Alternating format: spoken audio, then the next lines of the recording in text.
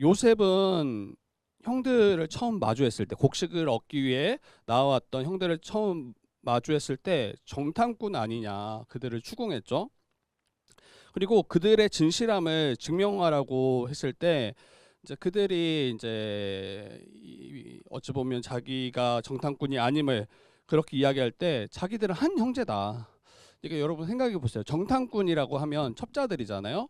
그러면 보통은 형제들 아닌 그 정탐꾼의 가장 합당한 사람들을 선발해서 아마 이제 보냈을 텐데, 한 형제들이라고 이야기한 것이 자신들은 그렇게 뽑혀서 온 사람들이 아니다라는 것을 형제들이 지금 말하고 있는 거죠. 그래서 한 아버지를 둔 형제들이다. 그리고 집에는 아버지가 살아계시고 자기 막내 동생이 아버지와 함께 있다. 이렇게 자신들의 그 상황을 설명했을 때 요셉이 어떻게 반응합니까? 아버지와 함께 있는 막내 동생을 데려오라. 데려오면 어때요? 너희들이 이 참됨을 너희들의 말이 참됨을 그것을 내가 믿겠다라고 말을 한 거죠. 그리고 나서 둘째인 시므온만 결박된 후에 남은 형제들을 곡식을 주어서 돌아가게 합니다. 돌려보내죠. 가나안 땅으로. 자신의 아버지가 있는 또 가족들이 있는 그 가나안 땅으로 이제 돌려보내요. 이제 굶주림 때문에 굉장히 어려운 때에 나왔기 때문에 그들을 다 잡아두고 돌려보내지 않았더라면 아버지 야곱이나 또 그에게 속한 모든 가족들 다 큰 어려움을 당했겠죠.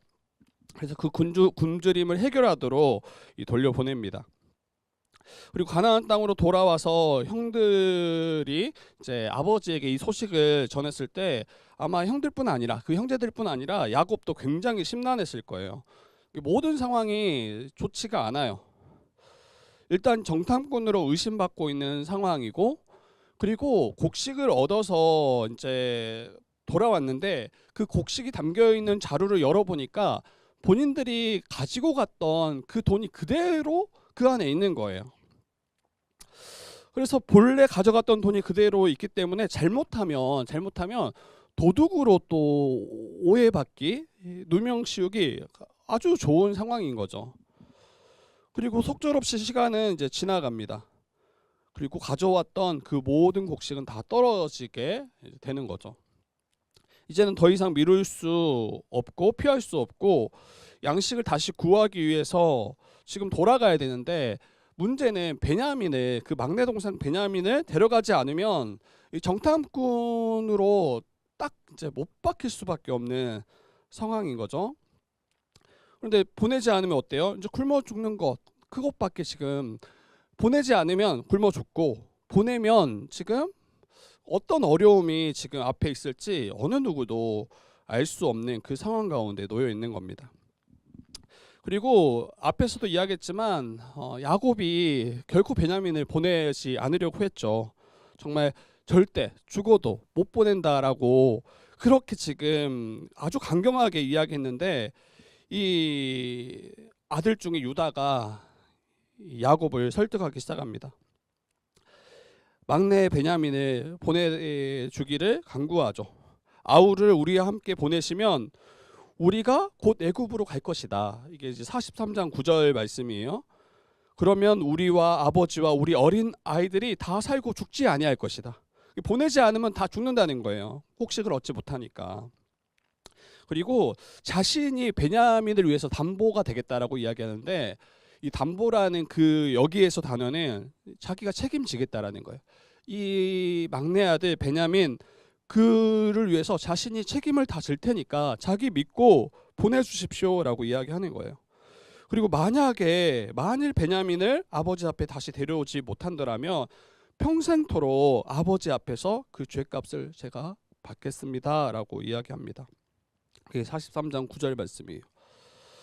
야곱은 베냐민만큼은 정말 보내고 싶지 않았고 절대 보낼 수 없다라고 생각했었는데 다른 방도가 없는 거예요.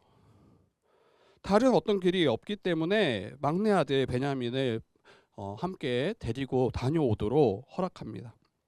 그리고 야곱이 그 앞에 이제 말합니다. 전능하신 하나님께서 그 사람은 애굽 사람 지금 총리로 세워진 그 사람이죠. 자기 아들인지 모르는 그 요셉. 그 사람 앞에서 너희에게 은혜를 베풀어 주시기를 내가 구한다.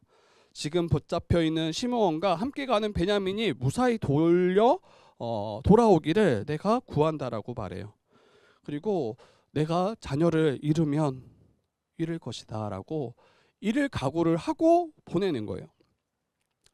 그러면서 이전에 자료에 담겨져 있던 그 모든 돈을 자기 돌아오니까 그 돈이 그대로 있었잖아요. 그 돈뿐만 아니라 거기에 갑절을 더해서 그 모든 돈을 가지고 지금 애굽으로 떠나게 됩니다. 그리고 베냐민과 그 형제들은 애굽에 도착했고 다시 요셉 앞에 지금 서게 돼요. 43장 이제 15절 그쯤입니다. 요셉은 베냐민이 형들과 함께 있는 것을 보고 이 청지기들에게 자신의 집으로 그들을 안내해라. 요셉의 집으로 그들을 안내하고 짐승을 잡아서 점심을 함께 먹도록 너희가 하라. 이게 자기가 일을 보는 곳에서 마주하는 게 아니라 요셉이 자기의 집으로 그들을 이끄는데 형제들은 집으로 이끌자 두려워하기 시작합니다. 이전에 자루에 들어있던 그 돈으로 인해서 혹시 끌려가서 노예되는 거 아닌가, 자신들을 노예 삼는 것 아닌가, 자신들이 가져왔던 나귀마저도 다 빼앗기는 거 아닌가, 이렇게 염려했기 때문이에요.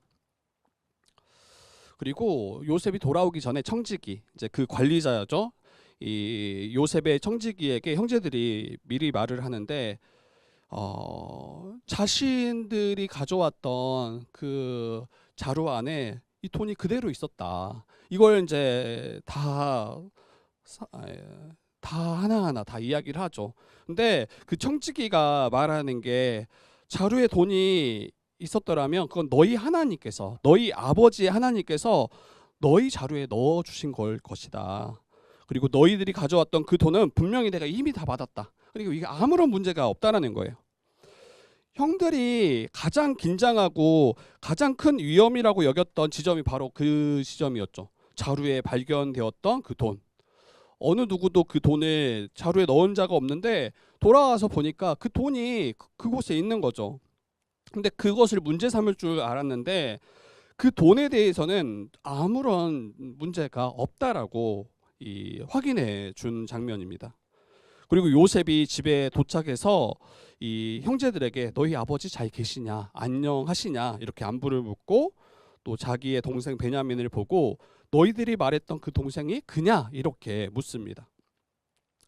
그리고 베냐민을 딱 마주하고 나서 그 감정이 복받쳐요. 그 마음에 복받쳐서 자기의 울 곳을 찾아서 안방으로 들어갑니다. 그리고 한참 울고 나오죠. 이 친동생 베냐민과 마주했을 때 그 마음이 복받치는데 얼마나 그리웠을까 싶어요. 정말 그리웠겠다. 그리고 베냐민을 보면서 너무나 안타까웠겠다라는 생각도 들어요. 베냐민은 그가 출생할 때 자기 어머니가 자기를 출산하다가 죽게 되잖아요. 라헬이. 그러니까 어머니의 따뜻한 품을 경험하지 못하고 자랐을 것이고, 그리고 요셉이 가장 큰 시기와 또 형들로부터 가장 큰 시기와 또 미움을 받았는데 아마 베냐민도 못지 않았을 것 같아요. 이 앞에서도 봤지만 요셉이 사라지자 그 모든 사랑이 다 베냐민에게 가요. 베냐민에게. 근데 이거 형제들이 이걸 달가워하겠냐고요. 그래서 요셉은 이 베냐민을 보고 너무 그리웠을 뿐 아니라 그 수많은 그 시간 가운데 너무 안쓰러워했을 것 같아요. 이복 형제들의 그 시기가 만만치 않았을 텐데 자신이 없는 그 형들 사이에서 얼마나 힘들었을까? 아마 그런 마음 때문에 그 마음이 복받쳐서 울음이 터져 나오지 않았을까 싶습니다. 급히 자리를 피해서 안방에 들어가서 울고 겨우 마음을 추스리고 다시 돌아와서 이제 점심 먹는 거예요. 얼마나 배고팠을까? 근데 이제 점심을 이제 시작을 하는 거죠. 그리고 그 점심 식사를 할 때 굉장히 분위기가 화기애애해요. 이 식사 자리가 굉장히 좋았습니다. 함께 먹고 마시고 웃으며 즐거운 시간을 보냅니다. 그리고 형제들은 그 불안했던 마음들이 차츰 사라졌을 거예요. 그리고 안심이 되었을 거예요. 왜냐하면 이 베냐민을 데려감으로 자신들이 정탐꾼이 아님이 이제는 분명하게 증명이 됐죠. 그리고 시므온도, 감옥에 갇혔던 시므온도 되찾았으며, 그리고 이제 한 가지 남은 거는 곡식만 이제 사서 돌아가는 일만 남았어요. 가장 크게 여겼던, 가장 큰 문제라고 여겼던 그 일들이 지금 다 해결된 거예요. 그리고 이제 돌아갈 일만 남은 겁니다. 식사가 다 마친 후에 곡식을 사서 이 형제들이 돌아가야 될 때가 되었을 때 요셉이 청지기를 불러요. 자기의 관리자를 불러서 명합니다.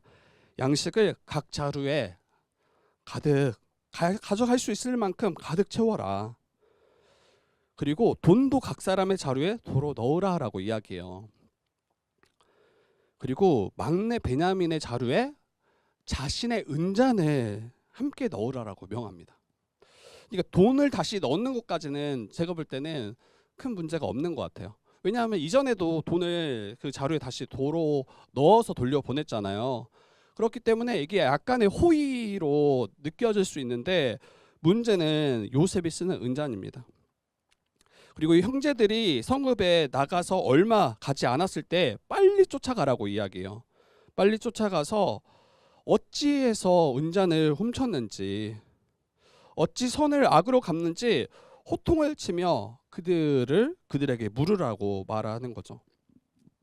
청지기는 요셉이 시키는 대로 이제 행했고, 형제들은 이 펄쩍뛰면서 자신들은 결코 그러한 일을 행하지 않았다, 요셉의 은잔을 훔친 자가 없다라고 강력하게 주장하기 시작합니다. 그리고 형제들은 누구에게라도 은잔이 나온다라면 그를 죽이십시오. 그리고 나머지는 모두 주인의 종이 되겠습니다. 그렇게 항변하기 시작합니다. 그리고 형제들 위에서부터 르우벤부터 자루 하나하나 다 풀어내기 시작합니다. 나이 많은 자에서부터 시작해서 나이 적은 자까지 살피는데, 그 잔이 이제 어디에서 나오냐면 베냐민의 자루에서 발견되는 거죠. 그리고 모든 형제들이 아마 마음이 철컹했을 거예요. 그리고 옷을 찢었다라고 이야기해요. 얼마나 이 비탄스러운 마음인지 모든 형제들이 마음이 철컹했을 것이고, 다 여기에 너무나 큰 충격을 받습니다. 그러니까 그들이 뱉었던 말은 발견된 자는 죽일 것이고 나머지는 다 종이 되겠다라고 이야기를 했잖아요. 그런데 그 잔이 지금 결코 발견돼서는 안 될 그 잔이 지금 발견된 상황입니다. 그리고 형제들하고 요셉은 형제들과 베냐민은 요셉의 집으로 다시 끌려가게 되는 거죠. 그리고 모든 형제들이 요셉 앞에 엎드렸을 때 요셉이 그들에게 말합니다. 너희가 어찌해서 이런 일을 행하였는지, 그리고 자신이 점을 잘 치는지 너희들이 모르느냐? 점을 잘 쳐 감춰진 것을 잘 찾는 줄 너희가 알지 못하느냐? 어떻게 악을 행했는지 이렇게 이제 추궁하기 시작하죠. 여기서 요셉이 점을 치는 이 말은 실제로 그가 점을 쳤다라는 이야기가 아니에요. 내가 너희의 죄악을 찾을 줄 몰랐느냐, 이것을 이제 강조하기 위한 그 표현인 거죠.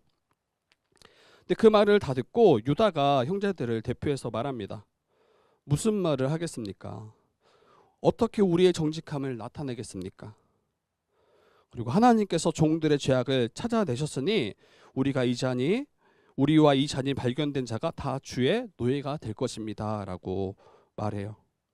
그리고 요셉은 거기에 대해서 결코 그러하지 않을 것이다 말하면서 어떻게 답하냐면, 그 잔이 발견된 자만이 내 종이 될 것이다. 그리고 나머지는 너희 아버지께로 돌아가라. 그러니까 모든 곡식 다 가지고 너희 아버지께로 돌아가라, 이렇게 말을 하죠. 그때 유다가 다시 가까이 가서 말하는데, 그 자신의 상황을 다시 소상히 말하죠. 우리에게는 아버지가 있습니다. 노인이고 또 노년에 얻은 아들, 그 청년이 있는데 그 형은 죽었습니다. 그의 형은 죽었고 그의 어머니가 남긴 그 아들은 베냐민 그 하나뿐입니다. 그리고 아버지가 그를 너무 사랑합니다. 그 아버지를 그 아이가 떠나서 결코 그 아버지가 살 수 없습니다. 그 아버지의 생명과 그 아이의 생명이 서로 하나로 묶여 있습니다. 이렇게 말하면서 이 아버지에게 제가 이 아이를 책임지겠다라고 이야기했고, 이 아이를 데리고 돌아오지 않는다면 영원히 평생토록 아버지께 죄의 값을 받을 것입니다라고 자기가 맹세했다라는 거예요. 그래서 이 아이가 함께 가지 않는다면 어떻게 아버지께 돌아갈 수 있겠습니까? 아버지에게 큰 화가 임할 것입니다라고 말해요. 그러면서 마지막에 뭐라고 이야기하냐면 이 아이를 대신해서 자기를 노예 삼아 주십시오. 이 아이 풀어달라는 거예요. 그리고 다른 형제들과 보내주시고 유다 자신이 그 아이를 대신해서 노예가 종이 되겠고, 막내 동생인 그 아이는 형제들과 함께 돌려 보내주시기를 그렇게 간청하는 거예요. 여러분, 질문을 다시 해야 돼요. 지난주에도 우리가 같이 질문했는데 지금 요셉은 왜 그러냐는 거예요. 지금 그 은잔을 훔치지 않았다라는 것을 가장 잘 아는 사람은 여러분 요셉이에요. 왜냐하면 자기가 넣었거든. 자기가 넣었는데, 아니 왜 이렇게 본인이 꾸며놓고, 마치 베냐민이 가장 사랑하는 동생이잖아요. 근데 동생인 베냐민을 도리어 이렇게 공경에 빠뜨리고 그를 종 삼으려고 하는가. 여러분, 이건 형들에 대한 보복, 우리 지난주에 나눴잖아요. 보복으로 봐야 되는가. 자신을 굴에 던져 죽이려고 했던, 애굽의 노예로 팔았던 그 일에 대해서 보복하고자 하는 것인가. 여러분, 그렇게 했더라면 이전에 처음 마주했을 때 이미 복수할 수 있는 기회가 충분했고, 그리고 혹시 그때를 놓쳤다 할지라도 이 형들이 다시 곡식을 얻으러 돌아왔을 때 그들 자루에 있었던 그 돈을 가지고 이 책 잡으려고 했더라면 충분히 그 형들을 다 잡을 수 있었죠. 가장 두려워했던 부분이 그 부분이잖아요.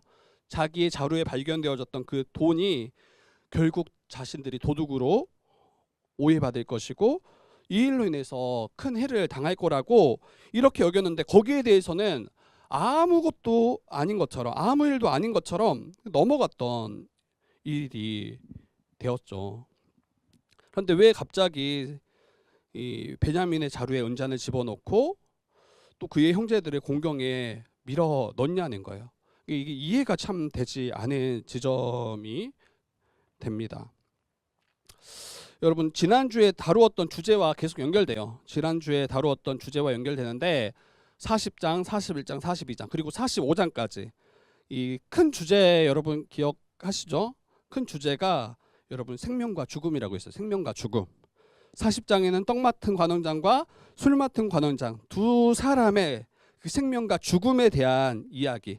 이걸 요셉이 정확히 꿈을 해석을 함을 통해서 이 떡 맡은 관원장은 죽음으로, 술 맡은 관원장은 생명으로 나아가는 것을 이야기했더라면 41장은 이 바로의 꿈을 해석함을 통해서 애굽 전역에 이 죽음을 맞이할 수밖에 없는 그 위기 가운데 꿈을 해석함을 통해서 생명으로 나아가도록 했던 것이 42장이죠. 41장이죠. 그리고 42장부터는 누구에 대한 생명과 죽음에 대한 이야기냐면 바로 야곱의 자녀들에 대한 이야기예요. 이스라엘 백성, 언약 백성들이 어떻게 죽음을 피하며 생명으로 나아갈 것인가에 대한 이야기를 우리가 지난주에 다루었는데, 그 한 중요한 지점이 무엇이었습니까? 자기의 죄를 딱 직면하는 거예요. 자신이 얼마나 악한 자인지 하나님 앞에 얼마나 큰 죄를 범했는지 딱 직면하는 거예요. 처음에 곡식을 얻으러 왔을 때 그들이 정탐꾼으로 몰리고 추궁당하고 감옥에 갇혔을 때 그들이 고백했던 것이 무엇입니까? 자신의 동생 요셉의 일로 자신들이 이 일을 당했음을 그렇게 고백하죠. 모든 형제들이. 이와 같이 자신들이 얼마나 큰 악을 행했는지, 만약에 그 일이 없었더라면 마치 아무 일도 아니었던 것처럼, 아무것도 아니었던 것처럼 그렇게 지나갔을 그 일을 하나님께서 또 요셉을 통해서 그 일들을 들춰내시는 거죠. 왜 그렇게 행하신다고 했습니까? 여러분, 야곱만이 언약의 백성이 아닌 거예요. 야곱 이후에는 12아들을 통해서 언약의 백성 하나님 나라를 세우시고 그 나라를 다스리실 거라고 약속하셨는데, 계획하셨는데, 여기에서는 야곱 그리고 이 요셉 그 두 사람만이 바로 세워지는 것이 중요한 것이 아니라 야곱의 그 모든 아들들이 바로 함께 세워지는 것. 그래서 이 죄에서 돌이키고 회개함으로 사망이 아니라 생명으로 나아가는 것. 우리 믿는 신자들도 마찬가지라고 했어요. 우리가 하나님 앞에 나아가 생명을 얻고 그 하나님 나라의 백성에 들어가는 그 과정이, 여러분, 먼저는 우리의 죄에 대해서 직면하는 거예요. 우리가 하나님 앞에 얼마나 큰 죄인인지, 그 하나님 앞에 죽을 수밖에 없는, 영원히 형벌받을 수밖에 없는 죄인인지 깨닫고 그 앞에 자복하는 거, 이게 우리 신자들이 생명으로 나아가는 그 첫 걸음이 됩니다. 그때 하나님이 요셉을 통해서 이 일들을 다루어 가시는 거죠. 그리고 여러분, 오늘 이 43, 44, 45장에 그 다음 단계가 여기 드러나는 거예요.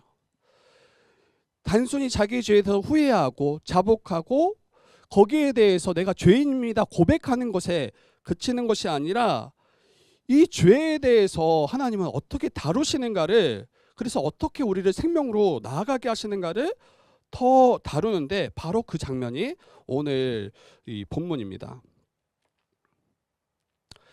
여러분, 형제들이 곡식을 다 떨어지자 이 베냐민을 데리고 요셉에게 다시 돌아감으로 이 일들이 다 일어났잖아요.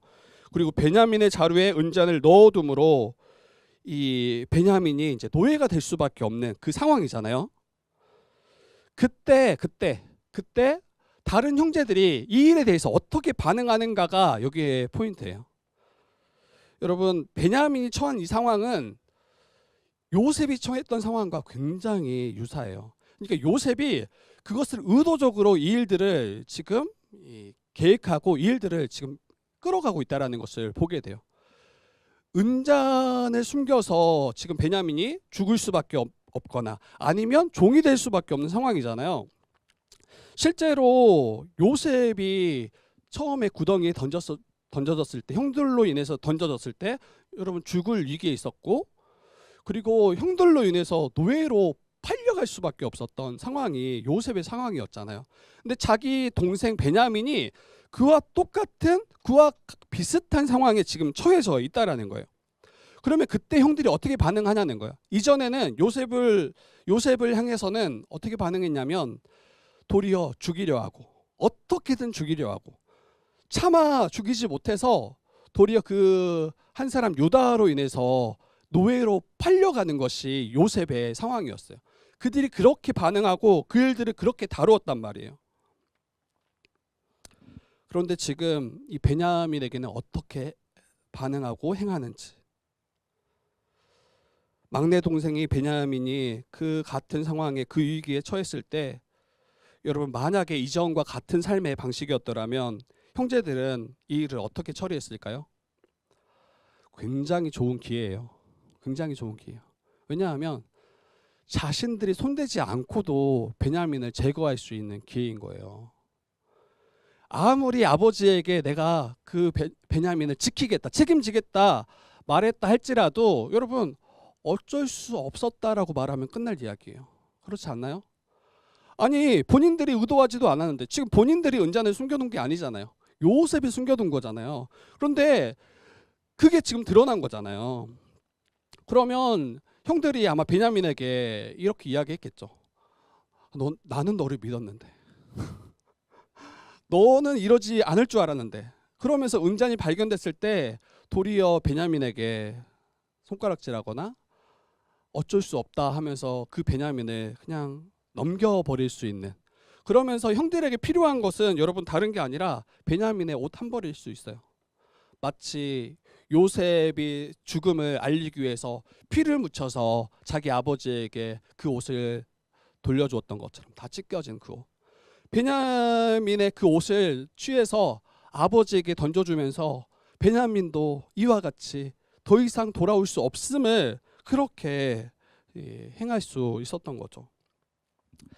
형들의 시기함으로 인해서 미움을 받았을 뿐 아니라 그 이 요셉과 같이 베냐민도 그렇게 이 처리되어질 수 있는 그 상황 가운데 있을 수 있었던 거죠. 근데 유다가 어떻게 동생 베냐민에 대해서 반응하고 이 일을 다루어 가냐면 앞에서도 이미 이야기했던 거예요. 우리에겐 아버지가 있습니다.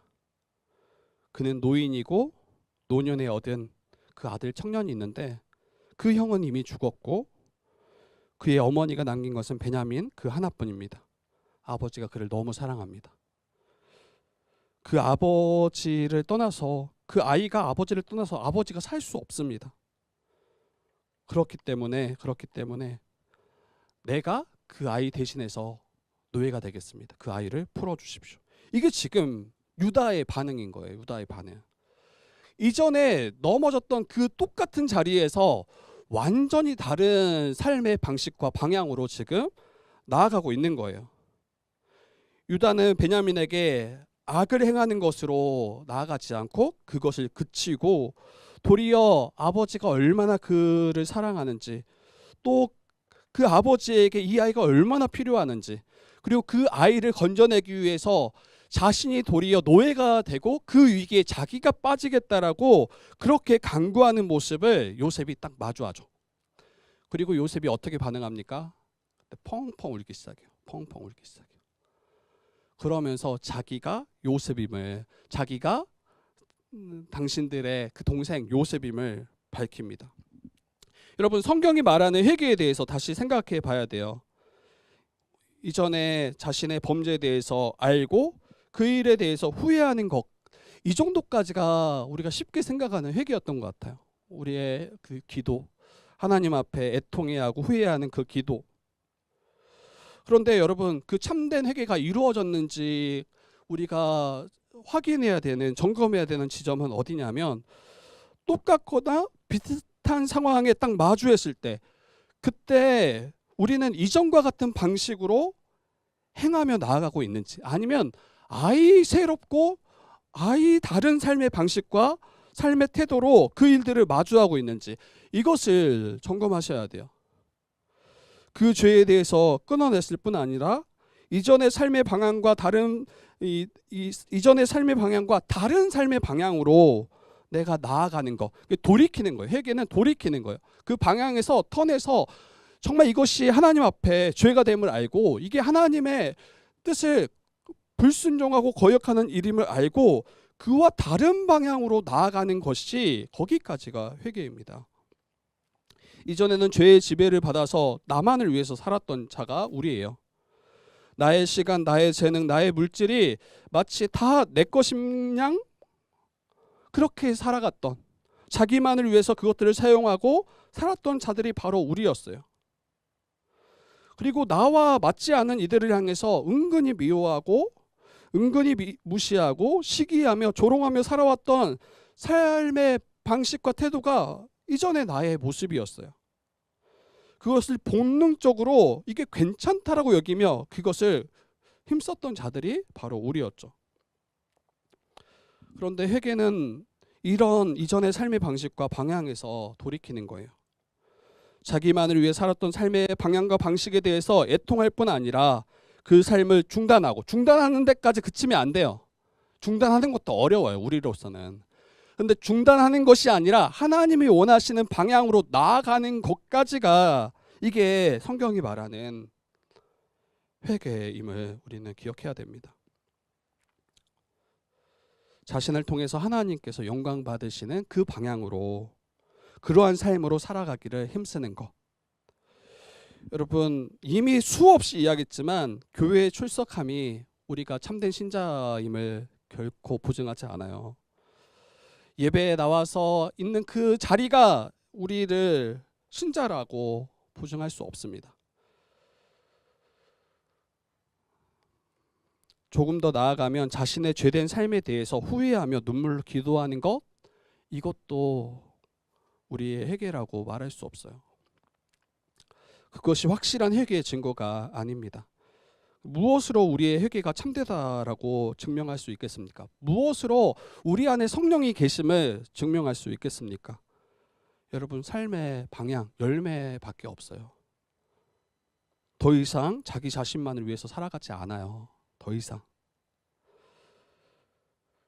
이상 이전의 삶의 방식을 기뻐하지 않아요. 그것을 추구하지 않아요. 예수께서 우리 같은 죄인된 자를 위해서 자기 생명을 내어주심으로 구원하셨던 것처럼 예수 안에서 다른 이들을 돕고 그들을 온전케 하며 그들의 유익을 위해 살아가는 삶이 바로 신자입니다. 바로 성도예요. 그러면 또 우리는 질문하게 될 거예요. 이러면 나만 또 손해보는 거 아닙니까? 나만 혹시 이 손해되고 또 이것으로 인해서 어려움 당하는 거 아닙니까? 이렇게 이 마음들이 생각들이 올라올 거예요. 근데 이거는 복음을 아직 온전히 알지 못하고 또 잘 모르는구나를 반증하는 모습이 아닐 수 없습니다. 성경이 말하는 그 복이 무엇인지, 성경이 말하는 우리에게 약속하신 그 하나님 나라가 무엇인지 이제 그것을 온전히 바라보지 못할 때 계속해서 이 땅에서의 물질과 이 땅에서의 성공에 우리는 목매죠. 그것이 마치 있어야 우리가 하나님의 나라를 누릴 수 있고 그 나라에 마치 복을 누리는 것처럼 그렇게 여기게 됩니다. 이러한 삶이 여러분 우리와 합당하지 않음을 알아야 돼요.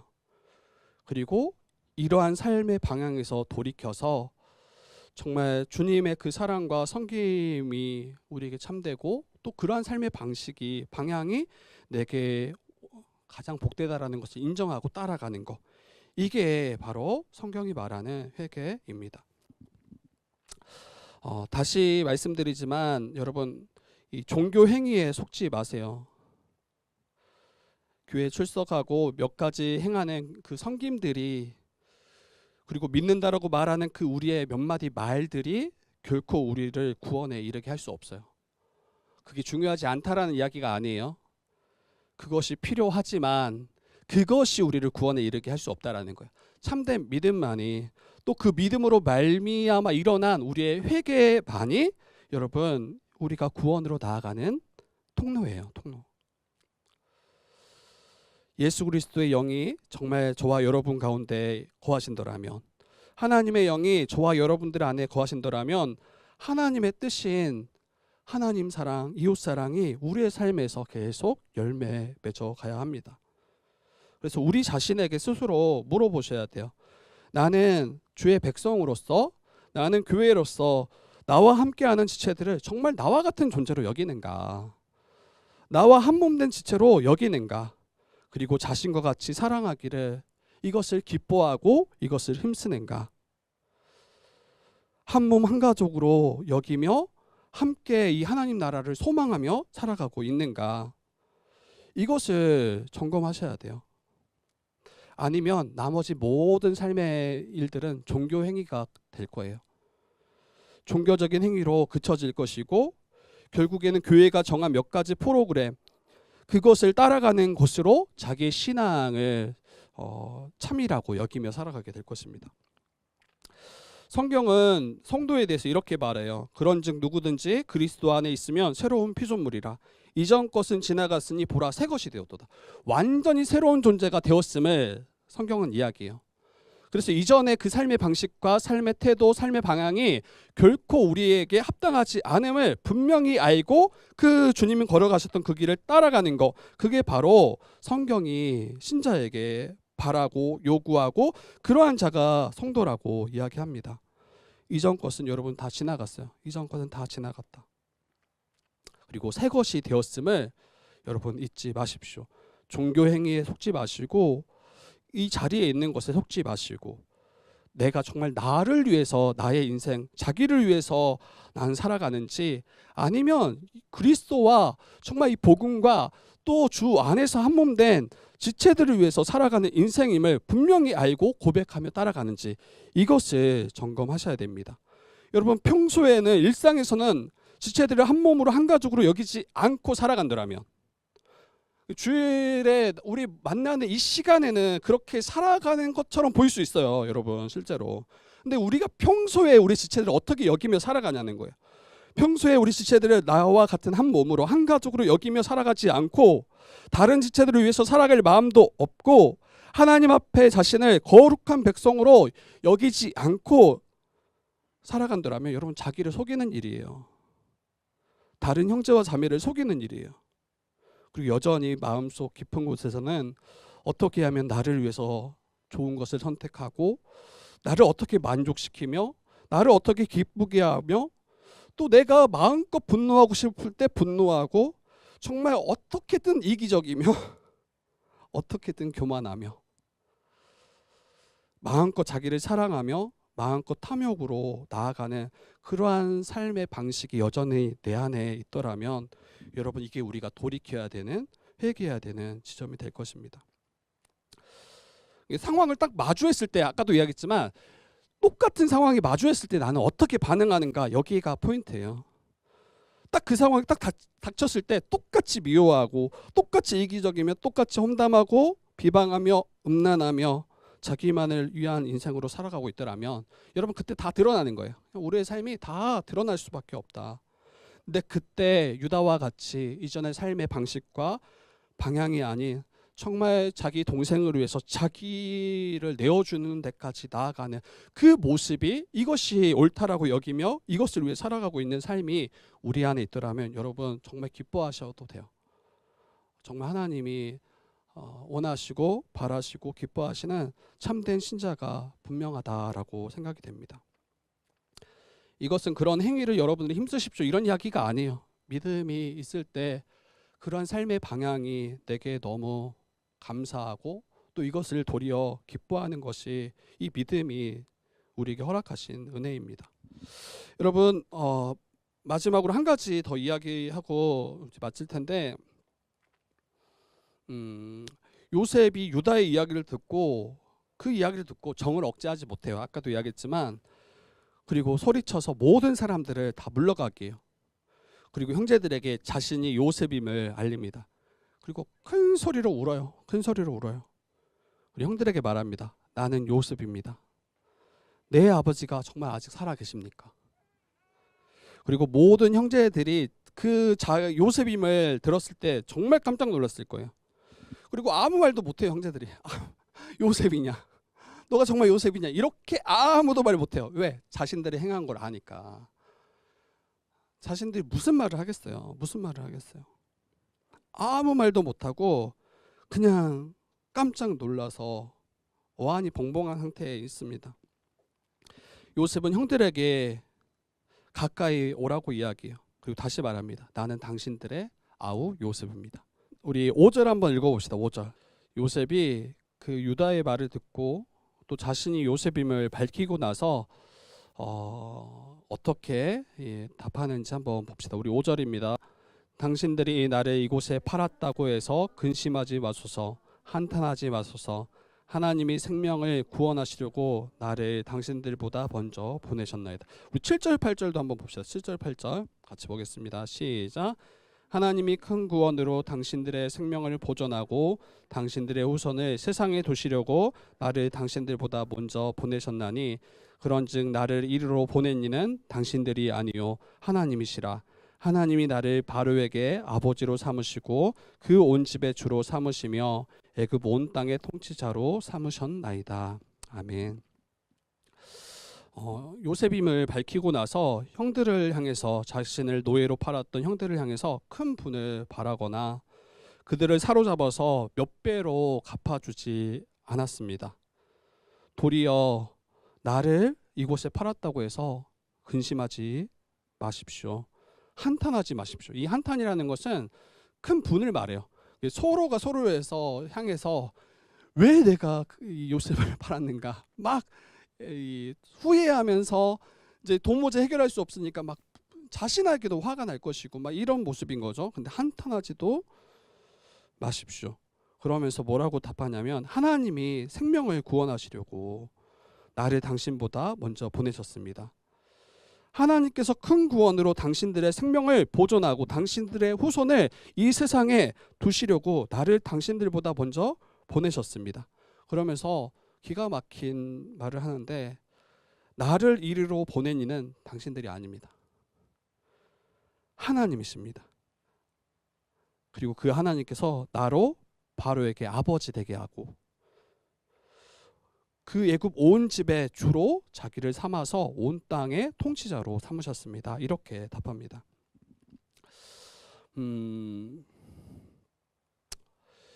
여러분, 우리의 인생이 요셉과 똑같지 않죠, 당연히. 그리고 우리가 요셉과 같은 그러한 이제 국무총리가 뭐 되기를 뭐 이런 것을 구하지 않을 거예요. 요셉과 같을 수 없지만 그러나 우리 모두가 요셉처럼 때로는 그러한 상황들을 마주합니다. 이 말은 무슨 말이냐면 정말 이해할 수 없는 어려움들, 또 고난들, 역경들, 그것으로 인해서 이제 신음하는 상황들을 다 각자의 삶 속에서 마주해요. 때로는 나를 시기하고 미워하고 나와 다투었던 이들을 만나기도 하고, 때로는 사람들로 인해서 배신을 당하고 상처를 입고 또 억울한 일로 인해서 고통하기도 합니다. 어떤 이들은 크고 작은 질병으로 인해서 힘겨워하는 분도 있고, 어떤 이들은 하는 일마다 다 실패하고 무너지는 분들도 있습니다. 그때 이 요셉의 모습을 통해서 내가 당한 이 인생의 어려움을 어떻게 대처할지, 또 도무지 용서할 수 없다라고 여겼던 이들을 어떻게 우리는 용서하고 그들과 화합할지, 이것을 오늘 말씀에서 우리에게 지혜를 주시고 있어요.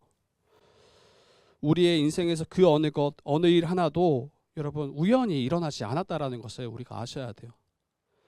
우리의 인생에서 일어난 수많은 일들, 또 우리의 수많은 만났던 사람들, 또 우리가 거하고 있는 그 자리들, 우리의 가정, 또 교회, 우리의 직장, 여러분 그곳 가운데 일어났던 모든 일들이 우연히 벌어지는 것이 없습니다. 하나님께서 우리를 이끄시는 거죠. 우리의 인생을 만들어 가시는 그 과정이라고 우리는 믿는 거죠, 신자들은. 수많은 과정을 통해서 지금 우리가 빚어져 가고 있고, 우리가 하나님의 그 참 백성으로 만들어져 가는 그런 과정이라고 우리가 믿어야 합니다. 그래서 수많은 과정을 통해서 지금 우리가 이 자리에 있는 거예요. 어느 누구도 처음부터 주의 뜻교회 성도, 저는 이제 주의 뜻교회 목사 이런 거 없어요, 여러분. 그 모든 과정들, 우리가 있어 왔던 그 자리들이 있었기 때문에 지금 저와 여러분들이 이 자리에 있고 함께 말씀을 나누는 거죠. 그리고 그 모든 과정들이 여러분 아주 평탄하다, 아주 나이스하고 좋은 거 이런 것만 있는 거 아니에요. 도리어 더 어려운 일들이 많았죠. 그런데 그 모든 자리들 또한 하나님께서 우리를 이끄시고 인도하셨음을 신뢰하는 거예요. 그럴 때 어떻게 고백할 수 있냐면 여러분 요셉처럼 고백할 수 있어요. 형들이 나를 이곳에 보내지 않았습니다. 지금 보낸 곳이 거의 노예, 감옥 여기에 보냈잖아요. 그것도 시기하고 미워함으로. 그런데 요셉은 나의 형들이 나를 여기로 보낸 것이 아닙니다. 그러면서 무엇이라고 답합니까? 나를 이곳에 보내신 분은 하나님이십니다. 그리고 나를 통해서, 이 일들을 통해서 하나님의 큰 구원으로 당신들을 구원하시고 또 당신들의 후손들을 보호하시기 위해서 나를 먼저 보내셨습니다 라고 고백합니다. 여러분, 이게 이제 신자들이 우리의 삶을 살아내는 굉장히 중요한 그 키인 것 같아요. 누구 때문에 여러분 이 자리에 있는 게 아니에요. 어떤 분들은 양성찬 목사 콜링한 분도 있을 거예요. 주의 특교회 개척하는데, 물론 맞아요. 저를 통해서 콜링하셨겠지만 실제로는 여러분 하나님께서 이 자리로 우리를 이끄시고, 그리고 아마 이 자리가 우리의 끝이 아닐 수 있어요. 어떤 이들은 또 다른 자리로 옮겨질 수도 있는 거예요. 근데 그때 누구 때문에 내가 이 자리에서 또 다른 자리로 옮겨간다, 거기에 탓하실 필요 없어요. 물론 아주 악한 자리 이런 자리는 안 돼요, 여러분. 그런 거 아니더라면, 죄의 자리가 아니더라면 하나님이 신실하시구나. 하나님이 이 모든 일들을 통해서 나를 이끄시고 또 나를 빚어가시며 나를 단련하시고 성숙해 하는, 그래서 궁극적으로는 하나님의 구원의 그 일에 우리를 사용하시는구나, 이렇게 바라보실 수 있어야 돼. 이게 지금 요셉의 고백이에요. 요셉의 고백이에요. 그리고 어려움과 역경 가운데 하나님이 나를 정말 보호하시는구나, 이런 시간과 과정을 통해서 나를 이끄시는구나, 이것을 믿으실 수 있어야 됩니다. 여러분, 그때 형들에게 보복하지 않을 수 있어요. 그때 자신을 시기하고 자신에게 악을 행했던 그들을 원망함으로 보복함으로 나아가지 않고 그 모든 원망과 미움으로부터 벗어나서 도리어 그들을 위해서, 그들의 유익을 위해서 행할 수 있는 힘이 생깁니다. 여러분, 보복하려는 그 마음, 또 원망하는 그 마음, 여러분, 그게 여러분을 망하게 하는 길이에요. 실제로 다른 그 환경이 여러분을 망하게 하는 게 아니라 우리 안에 일어나는 여전히 풀지 못한, 여전히 해결하지 못한 그 보복하고 갚으려는 그 마음이, 그것을 품고 살아왔던 그 시간들이 여러분 나를 무너지게 해요. 나를 망하게 하는 거예요. 도무지 나로서는 풀 수 없을 것 같은 그 관계들, 여러분 그 관계들이 이 하나님의 구원의 그런 경륜을 통해서 바라볼 때 여러분 회복되어질 수 있고 연합으로 나아갈 수 있게 됩니다. 형제들은 아마 자기 죽었다라고 생각했을 거예요. 도무지 살 길이 없다라고 생각했을 거예요. 말 한마디도 못한다니까요. 말 한마디도.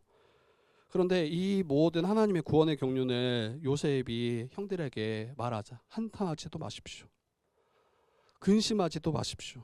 하나님이 당신들을 구원하시기 위해서, 당신들과 당신들의 후손을 구원하시기 위해서 나를 보내신 것입니다 라고 말했을 때, 그때서야 형제들이 요셉에게 다가와서 말을 걸기 시작합니다. 여러분, 이제 말씀을 마치려고 합니다. 말씀을. 혹시 일이 잘 되지 않을 수 있어요. 그리고 여러 가지 고민과 어려움들을 여전히 마주하고 있을 수 있어요. 그리고 그것을 잘 지나갔다고 해서 그 다음에 괜찮다라고 생각하지 마세요. 또 다른 일들이 있을 거예요. 근데 그때 그러면 여러분 어떻게 하겠냐는 거예요. 그리고 똑같은 일에 마주했을 때 우리는 어떻게 반응하겠냐는 거예요.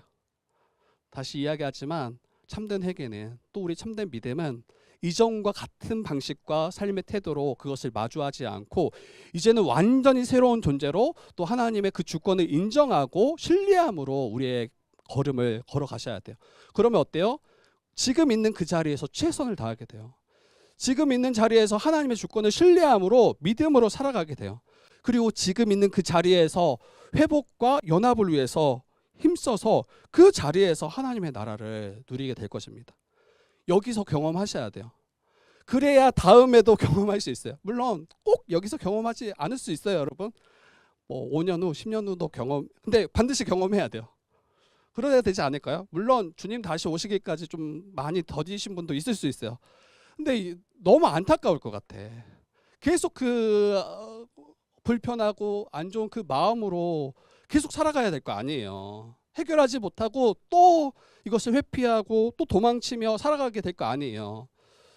그러면 너무 안타까울 것 같아요. 그래서 오늘 말씀이 주시는 것처럼 정말 뭐 일이 되지 않을 때나 또 여러 가지 죄의 문제로 신음할 때 그때 하나님의 은혜를 다시 구하고 그때 겸손히 주 앞에 나아가고 또 주의 뜻에 순종함으로 나아가는 우리 사랑하는 우리 모든 성도들 되기를 주님의 이름으로 축복합니다.